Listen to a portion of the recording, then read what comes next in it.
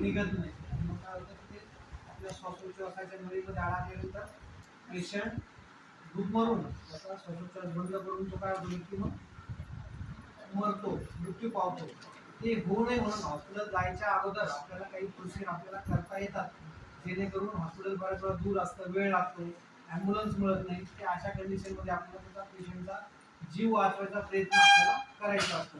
लहान मुलं असतात, लहान मुलं बघतात ना काय करतात, आपले कॉईन्स असतात, एक रुपयाचे 2 रुपयाचे कॉईन्स, बॅटऱ्या असतात किंवा मग काही पेन्सिल असेल, काहीतरी पदार्थ काय करतात चगळत असतात आणि ते काय होतात अचानक येऊन खाली घशामध्ये जाऊन अडकतात. मग अशा वेळी आपण घाबरून जातो.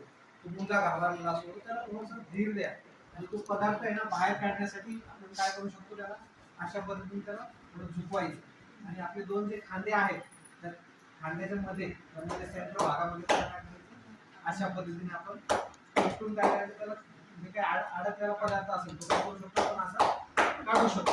आलं लक्षात? ही एक प्रोसिजर झाली. आणि समजा असं करून जर नाहीच निघालं तर मग आपण काय करू शकतो, त्याला त्याच्या बॅक साईडला आपण असं उभा राहायचं, त्याला असं थोडंसं झोपवायचं, परत बॅक साईडला उभा राहायचं.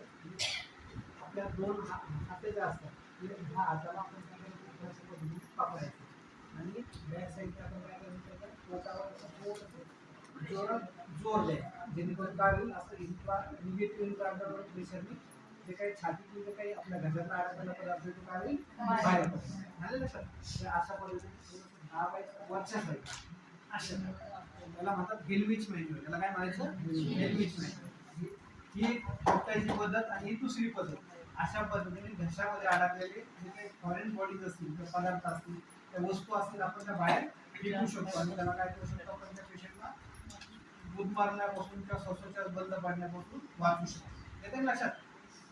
लहान मुलांनाही असं करायचं असतं. लहान मुलांच्या पोझिशन थोड्या वेगळ्या असतात. आपण त्याला काय करू शकतो, मग आपल्या मांडीवर घेऊन उलट्या बाजूने टोकू शकतो. लहान मुलं अशा पद्धतीने काय करू शकतो, आपण मांडीवर घेऊन टोकू शकतो. आले लक्षात? जेणेकरून काय होईल, तो जो काही घशामध्ये अडकलेला पदार्थ आहे किंवा वस्तू आहे ती काय होईल बाहेर पडेल. ज्याला आपण मांडीवर घेऊ शकतो किंवा खुर्चीवर बसून म्हणा